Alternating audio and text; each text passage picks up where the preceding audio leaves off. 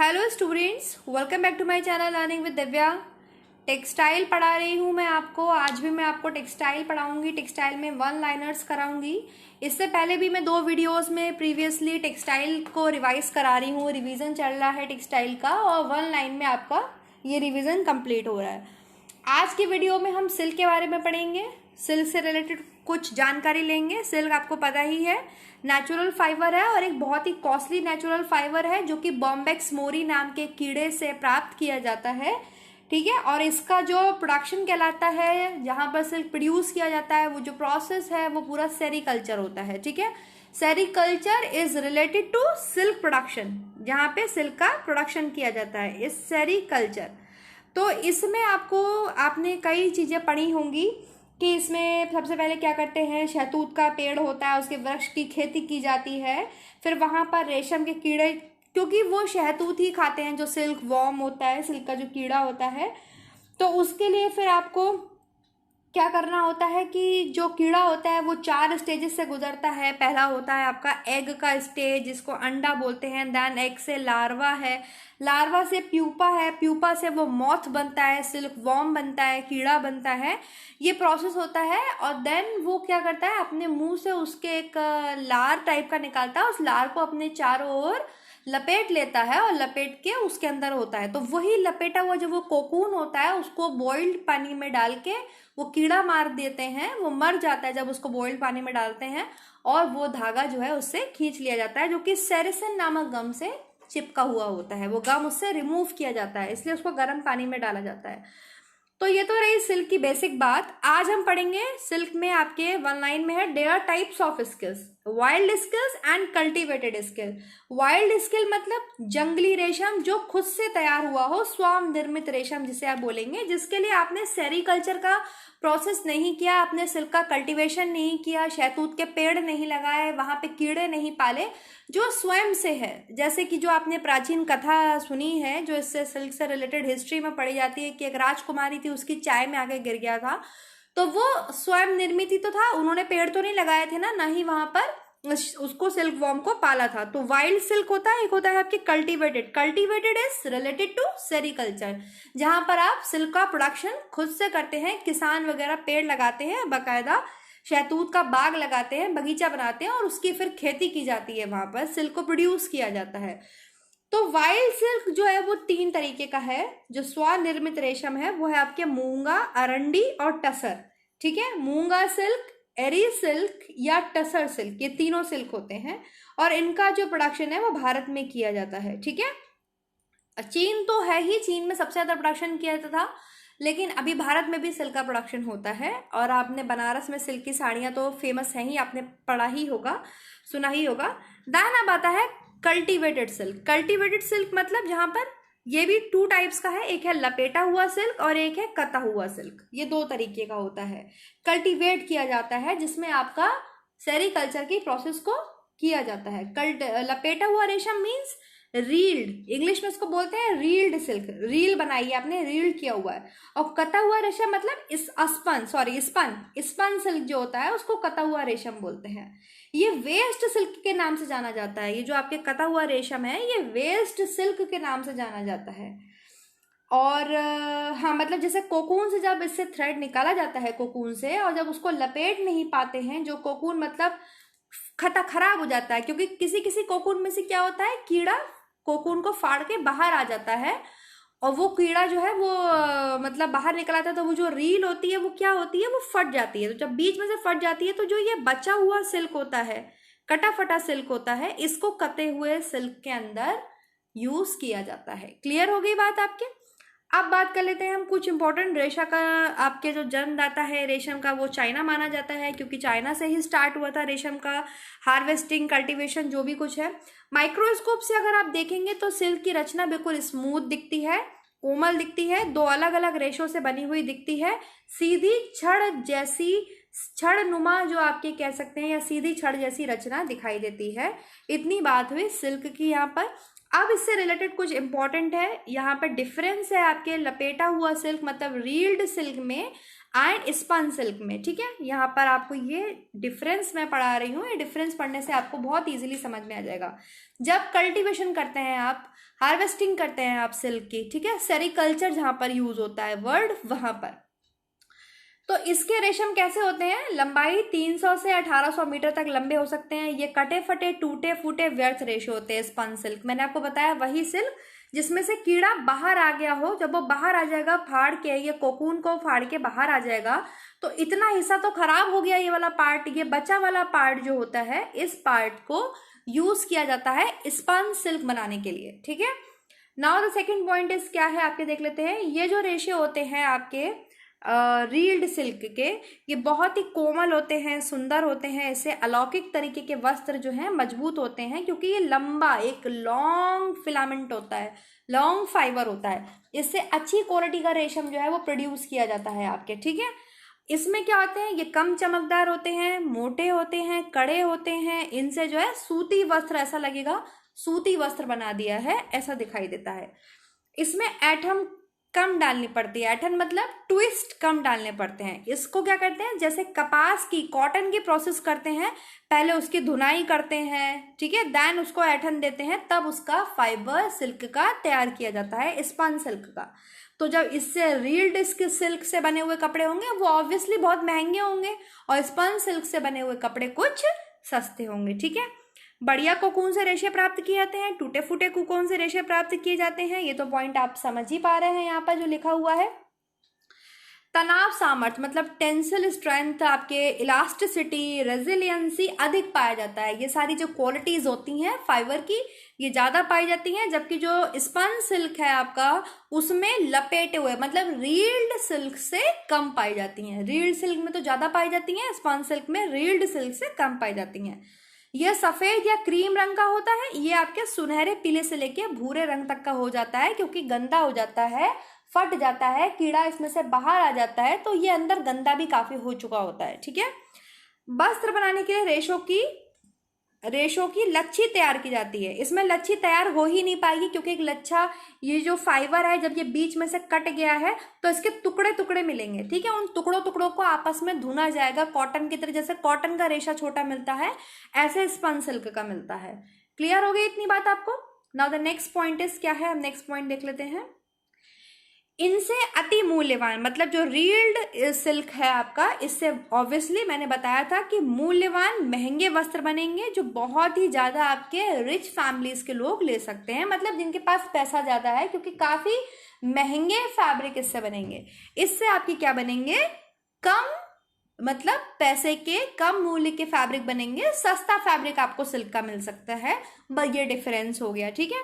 अत्यंत वैभवशाली उच्च कोटि के वस्त्र बनते हैं, इससे निम्न कोटि के वस्त्र बनते हैं। क्लियर हो गया आपको सिल्क में ये डिफरेंस, रील्ड सिल्क में और स्पन सिल्क में, जो कि कल्टीवेटेड सिल्क के पार्ट्स हैं।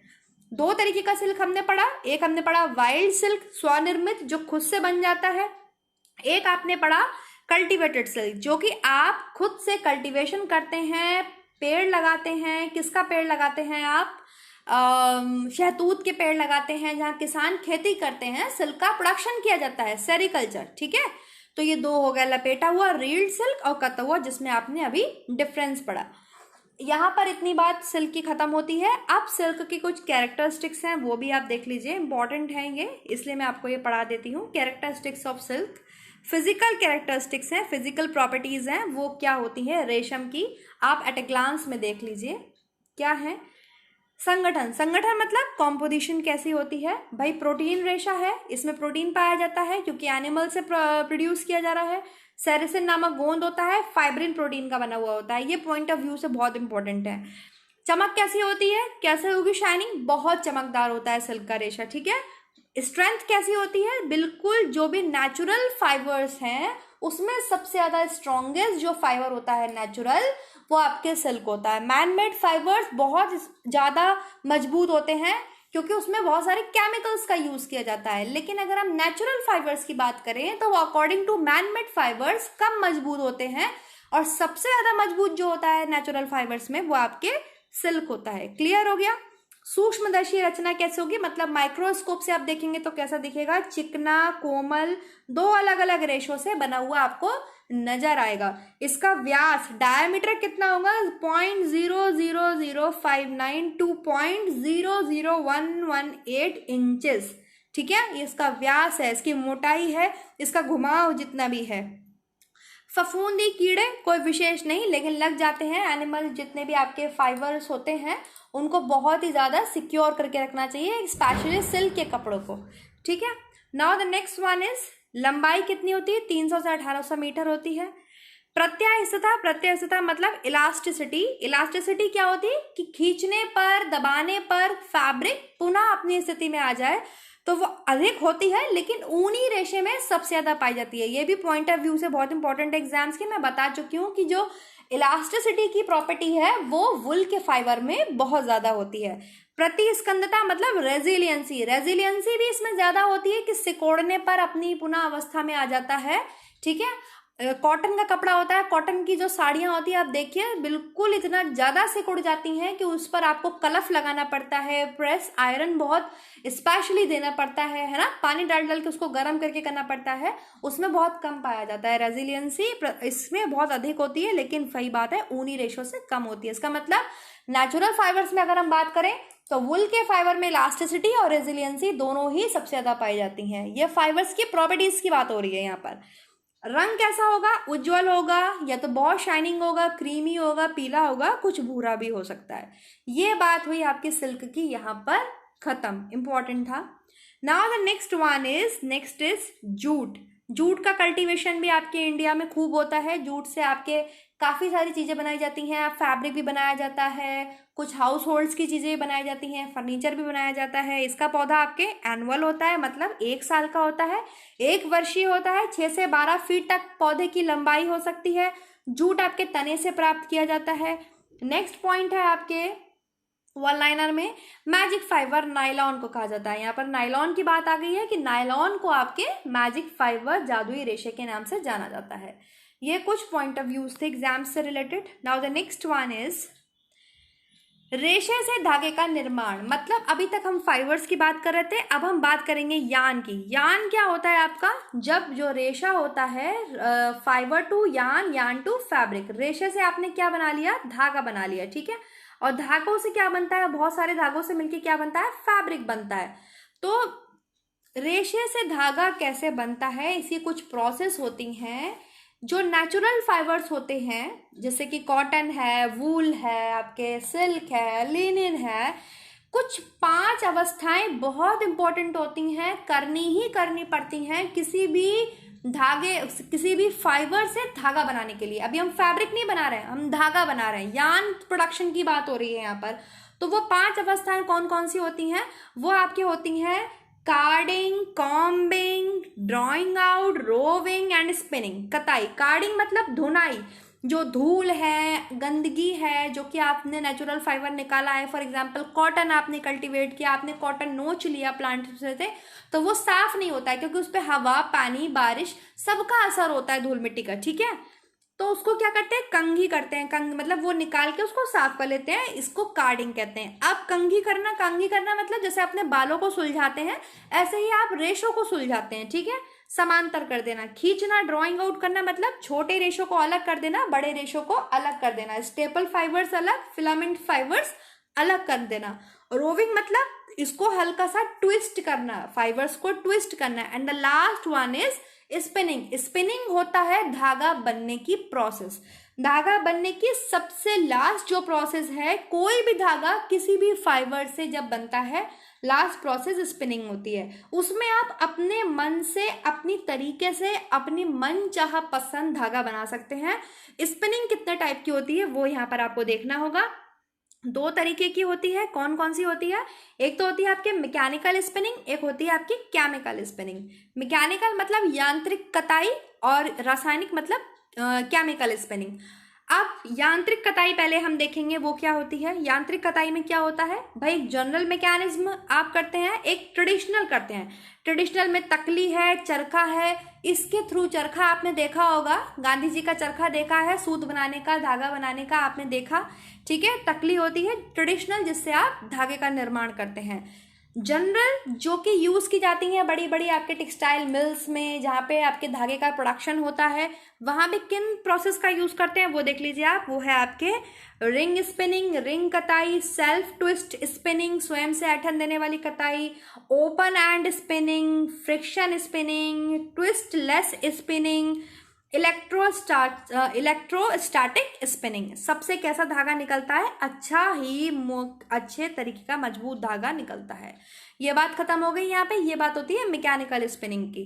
अब बात आती है आपके केमिकल स्पिनिंग की, जो आपकी है आपकी रासायनिक कताई। वो क्या होती है उसमें आप देख लीजिए। केमिकल स्पिनिंग में क्या होता है? केमिकल स्पिनिंग में है आपके आर्द्र कताई, शुष्क कताई, पिघली कताई, बायो कंपोनेंट रासायनिक कताई। ठीक है, समझ में आ गया आपको? ये बात यहाँ पर हुई है। आर्द्र कताई मतलब वेट स्पिनिंग, ठीक है। शुष्क कताई मतलब ड्राई स्पिनिंग, पिघली हुई कताई मतलब मेल्ट स्पिनिंग, और बायो कंपोनेंट स्पिनिंग। ये है टाइप्स ऑफ स्पिनिंग। रेशे से धागे का निर्माण। फाइबर टू यार्न की बात कर रहे हैं हम, अभी फैब्रिक की बात नहीं कर रहे हैं। आपने रेशे इकट्ठे कर लिए, कॉटन के, लिनिन के, जूट के, सिल्क के रेशे तो इकट्ठे कर लिए। अब उससे धागा बनाएंगे ना, क्योंकि धागों से ही तो कपड़ा बनेगा। तो वो क्या है, जब धागे से, रेशे से हम धागा बनाते हैं तो कौन कौन सी प्रोसेसेस करते हैं, यहाँ पर फिर से रिपीट कर लीजिए, देख लीजिए। कार्डिंग करते हैं, कॉम्बिंग करते हैं, ड्राइंग आउट करते हैं। ये 5 तो मोस्ट इंपॉर्टेंट है जो करते ही करते हैं, और सभी नेचुरल फाइबर्स पर करते हैं। ठीक है, रोविंग करते हैं, देन स्पिनिंग करते हैं। स्पिनिंग कितने तरीके की होती है? 2 तरीके की होती है, मैकेनिकल, केमिकल। मैकेनिकल में भी 2 टाइप्स हैं, केमिकल्स में आपके 4-5 टाइप्स हैं। आई होप इतना क्लियर हो गया होगा। Now the next one is wash and wear वस्त्र टेरेलिन और सूती रेशे से बनता है। ये बात आ गई आपके मिक्स्ड फाइबर की। मैंने आपको बताया था ना कितने टाइप्स के फाइबर आपने पढ़े। नेचुरल फाइबर्स पढ़े आपने, एनिमल्स फाइबर पढ़े, नेचुरल में ही एनिमल और वेजिटेबल पढ़े, देन आपने मैन मेड फाइबर्स पढ़े, देन मिक्स्ड फाइबर, जो कि 2 फाइबर्स को लेकर के एक धागा बनाया जाता है, फिर उससे कपड़ा बनाया जाता है। जैसे टेरिलिन है, टेरी वुल है, टेरी क्लॉथ है, टेरी कॉटन है, ये वाला। तो टेरिलिन और सूती रेशों से बनता है वॉश एंड वियर क्लॉथ। ठीक है, डेक्रोन के रेशे में बेंजीन रिंग पाए जाते हैं। जो डेक्रोन का रेशा होता है ये आपके रासायनिक, आपके केमिकल से बने हुए फाइबर्स हैं, मैनमेड फाइबर्स हैं जिनमें केमिकल्स का यूज किया गया है। तो डेक्रोन की यहाँ पर इंपॉर्टेंट बात है, ये पॉइंट मैंने यहाँ पे लिया है। इसमें बेंजीन रिंग पाए जाते हैं। क्वेश्चन पूछा जा सकता है आपसे, पूछा भी गया है पहले। अब बात आती है करघा, करघा लूम। अब आपने क्या कर लिया, रेशे से धागा तो बना लिया, अब धागे से आप कपड़ा बनाएंगे कि नहीं बनाएंगे? तो कपड़ा बनाने के लिए कई सारी प्रोसेसेस की जाती हैं। वो क्या होती हैं देखिए, वीविंग करते हैं हम, निटिंग करते हैं, बुनाई करते हैं, सिलाई करते हैं, है ना, निटिंग, कढ़ाई करते हैं, बहुत सी चीजें हम करते हैं धागे से कपड़ा बनाने के लिए। समझ में आ रही है बात की नहीं आ रही है आपके? तो उसमें करघा होता है। करघा आपने देखा होगा, जब भी आप फैब्रिक तैयार करते हैं तो आप फेल्टिंग यूज करते हैं, निटिंग यूज करते हैं, बॉन्डिंग यूज करते हैं, वीविंग यूज करते हैं। वीविंग जो होती है, वीविंग मतलब बुनाई, बुनाई के लिए जो है आपके करघे का यूज किया जाता है। ठीक है, बुनाई करने के लिए आपके करघे का यूज होता है, जहां पर आप बुनाई करते हैं, जिसे लूम कहते हैं। तो वॉव, वीम और सिलेंडर, हार्नेस, शटल और रीड मतलब कंघी, ये चारों इसके पार्ट्स होते हैं। किसके पार्ट्स होते हैं? लूम के पार्ट्स होते हैं। लूम, जिसकी अब मैं आपको इमेज दिखाने जा रही हूं, इसको देखिए अच्छे से समझ में आएगा। देखिए ये लूम है, ये लूम है, इस पे देखिए फैब्रिक बन रहा है, कपड़ा बन रहा है आपके। ठीक है, ये लूम है। तो ये आपके शटल है, शटल में आपके नीडल, नीडल में आपके धागा बांधा हुआ है। कंघा होता है, कंघे से क्या करते हैं, इसको सेट करते चलते हैं। यहाँ पर सेट करते चलते हैं मतलब ये ऊपर को उठा हुआ है तो इसको सेट करते चलते हैं, कंघी का यूज करके सेट करते चलते हैं। ठीक है, तो ये आपके हो गया लूम। ये आपके वाप यान है, ये आपके वेफ्ट यान है। ये भी पूछा जाता है, वाप यान मतलब लेंथ वाइज, लेंथ वाइज जो आपके होते हैं यान्स, लंबे यान्स जो होते हैं, लेंथ वाइज जब आप उस पे, ये लेंथ वाइज जो आपने इसको करा हुआ है, एक सेकेंड पेंसिल ले लो, ये लेंथ वाइज जो है ये सब आपके क्या है, ये आपके वॉप यान है। और जब आप ये बुनाई कर रहे हैं, इस सीक्वेंसल में जा रहे हैं आप, तो आप कहाँ जा रहे हैं, वेफ्ट यान का यूज कर रहे हैं। समझ में आ गई बात आपको इतना? ये वर्ब यार्न और वेफ्ट यार्न की बात रही, ये आपके लूम की बात रही, करघे की बात रही, जिसपे आप बुनाई करते हैं। आजकल तो इसके आपके क्या टॉयज भी आ रहे हैं, बच्चे भी यूज करते हैं और बड़े भी देख सकते हैं। जिन्होंने बीएससी एमएससी की है वो आराम से, उन्हें पता है, टेक्सटाइल पढ़ा है तो करघा क्या होता है, लूम क्या होता है। लेकिन कुछ बच्चों ने नहीं पता होता है, कुछ स्टूडेंट्स को, और ये क्वेश्चन भी पुट किया जाता है कि ये पार्ट्स किसके हैं, ठीक है ना। तो ये इसके पार्ट रहे। तो आई होप अभी आपको वीडियो पसंद आया होगा, समझ में आया होगा अच्छे से। अगर समझ में आया है तो लाइक और सब्सक्राइब और शेयर करना मत भूलिएगा learning with Divya Mishra channel को। और आप पढ़ते रहिए स्टूडेंट्स, यही मेरी आशा है आप सभी से। Keep stay safe and stay home students, और अपना ध्यान रखिए। चैनल को सब्सक्राइब करना मत भूलना। Thank you so much.